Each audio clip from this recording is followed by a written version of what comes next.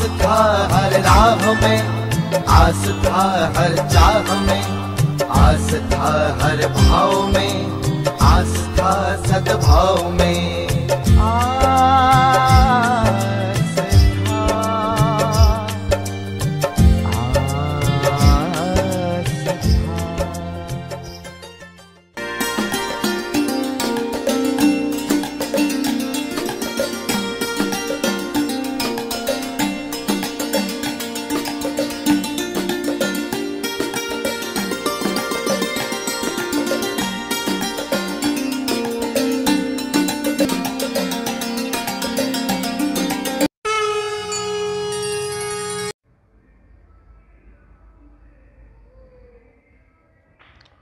ॐ नारायणं नमस्कृत्य नरो चैव नरोत्तमं देवीं सरस्वतीं व्यासं ततो जयमुदीरयेत्। प्रातः काल के सत्र में उपनिषद आश्रम उज्जैन से नित्य प्रति क्रमशः प्रातः काल में शिव महापुराण के रुद्र संहिता में पार्वती खंड में आप श्रवण कर रहे हैं। कल तक आपने 16वीं अध्याय का प्रसंग श्रवण किया। आज का विषय शक्र माने इंद्र और कामदेव का संवाद। आगे जो 17वें अध्याय का जो विषय है वो इंद्र और कामदेव का संवाद। ब्रह्मोवाच गतेषु तेषु देवेषु शक्रः सस्मार वैस्मरं पीडितस्तारकेनाति दैत्येन च दुरात्मना। उन देवताओं के चले जाने पर दुष्ट तारकासुर द्वारा पीड़ित इंद्र ने मन से कामदेव का स्मरण किया। उसी समय त्रैलोक की विजयी रति प्रिय कामदेव बड़े घमंड के साथ रति को साथ लेकर और इंद्र महाराज के सामने उपस्थित हुए। नारद प्रणाम करके इंद्र के आगे खड़ा होकर उत्साह युक्त होकर कामदेव ने इंद्र से कहा, आपका कौन सा कार्य आ गया है? एक प्रश्न। किस लिए आपने मेरा स्मरण किया? दूसरा प्रश्न। ठीक ठीक कहिए, मैं उसे करने के लिए उपस्थित हूं। ऐसा इंद्र महाराज के सामने कामदेव ने पूछा। देवराज इंद्र कामदेव की बात को सुनकर उसकी प्रशंसा करते हुए प्रेम से कहने लगे, तुमने अच्छा किया यहां आकर के। इंद्र ने कहा, यह जो मेरा कार्य है इसमें तुम्हारा साहस ही कार्य करेगा। तुम उसे करने के लिए तैयार हो, अतः तुम धन्य हो। ऐसा इंद्र महाराज ने कहा प्रशंसा करते हुए।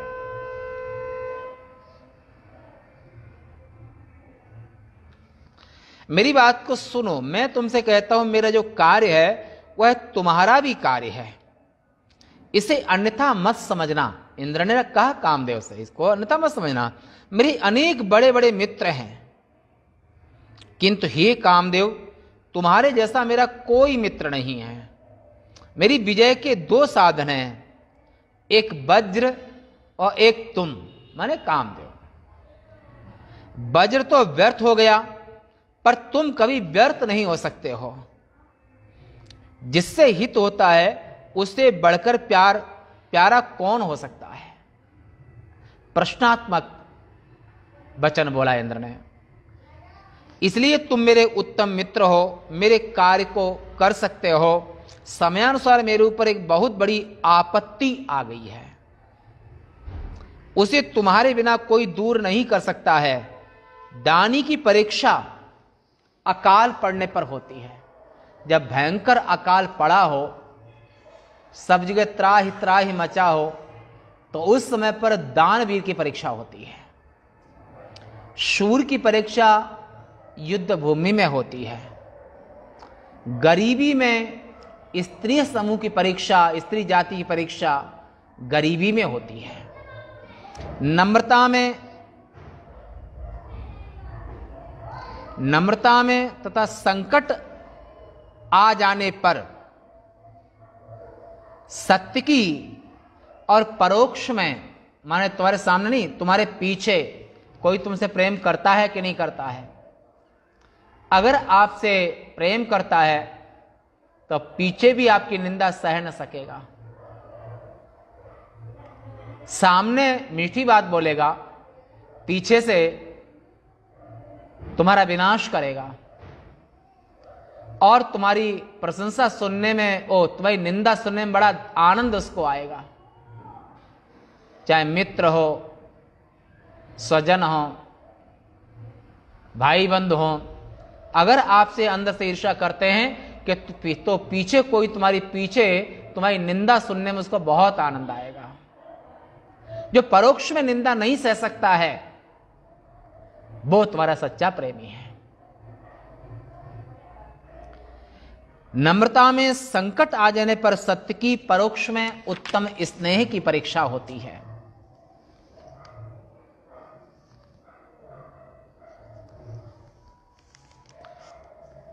इन्हीं को सत्य कहा गया है। दूसरों द्वारा दूर न की जाने सकने वाली आपत्ति के आ जाने पर, हे मित्र काम, आज तुम्हारी परीक्षा होगी। यह कार्य केवल मेरे सुख के लिए नहीं है, अपितु इसे निसंदेह सभी देवताओं का कार्य समझें आप। कामदेव इस प्रकार इंद्र के वचनों को सुनकर कुछ मुस्कुराकर और प्रेम से इंद्र महाराज से बोलने लगे। कामदेव ने कहा, हे त्रैलोक्य पति देवराज, आप ऐसा क्यों कहते हैं? मैं आपको कोई उत्तर नहीं देता। वास्तविक तथा बनावटी उपकारी समझ में आ जाते हैं, वह कुछ कहना नहीं पड़ता है कि कौन बनावटी उपकारी है, कोई असलियत में है कौन। ये सब व्यवहार पढ़ने पर सब आ जाते हैं। संकट के समय जो बहुत बोलता है वह कार्य करेगा। हे स्वामी देवराज, फिर भी मैं कुछ कहता हूं, आप सुनिए। जो आपके पैर को खींचने के लिए कठोर तप कर रहा हो, वह आपका मित्र या शत्रु कोई भी हो, उसकी मैं तपस्या भंग कर दूंगा।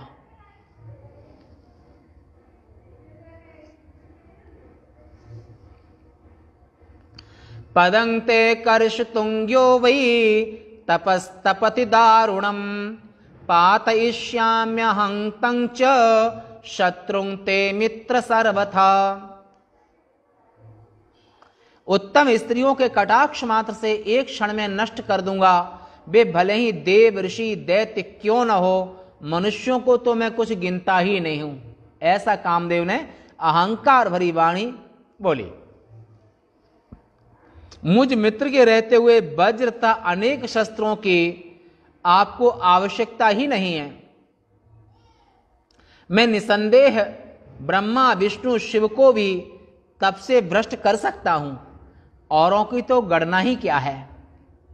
मेरे 5 ही पुष्पमय मृदुबाण 3 स्थानों पर झुका हुआ मेरा धनुष, भ्रमरसों युक्त मेरी यह डोरी वन प्रत्यंचा, स्त्री रूपी सेना, बसंत मेरा मित्र है। मेरे 5 बल हैं। मेरा मित्र चंद्रमा है। सेना का स्वामी श्रृंगार है। हाव भाव मेरे सैनिक हैं। ये सब अत्यंत कोमल और मैं भी वैसा ही हूं। ऐसा कामदेव ने कहा।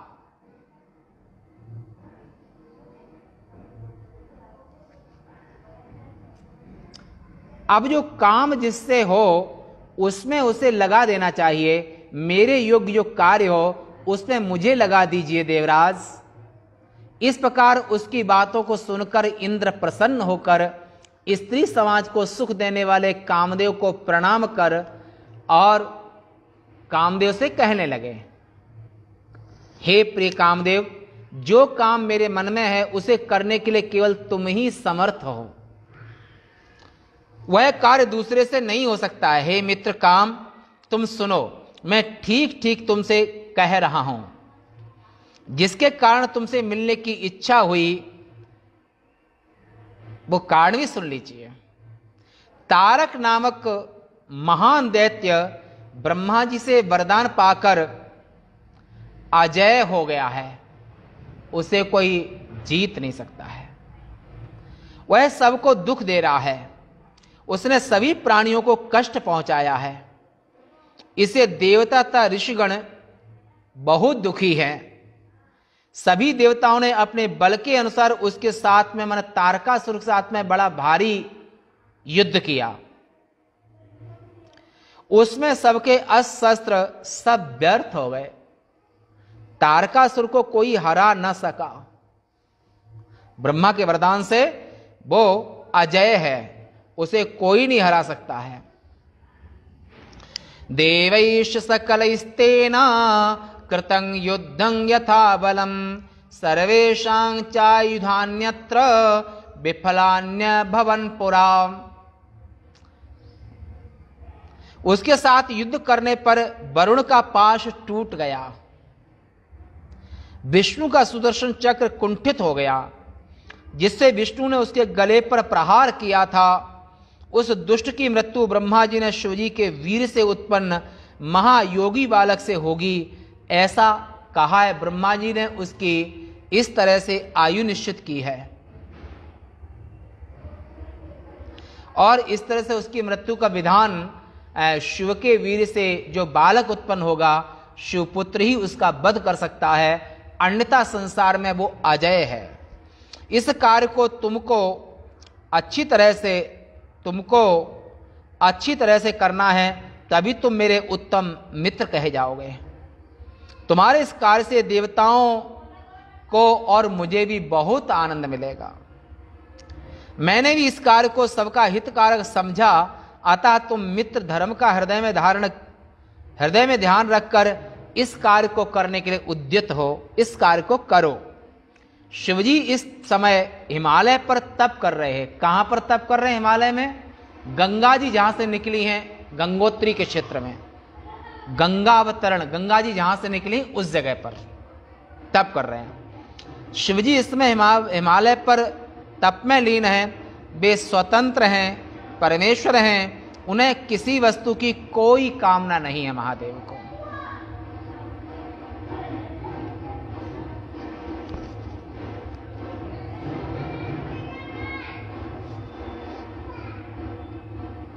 मैंने सुना है कि पार्वती पिता की आज्ञा से उन्हें पति रूप में प्राप्त करने के लिए सखियों के साथ उनकी सेवा में उपस्थित वहीं रहती, उनकी सेवा में। जितेंद्रिय शिवजी की जिस प्रकार उसे वर्ण करने की इच्छा हो जाए पार्वती को, हे कामदेव शीघ्र वैसा ही तुम उपाय करो।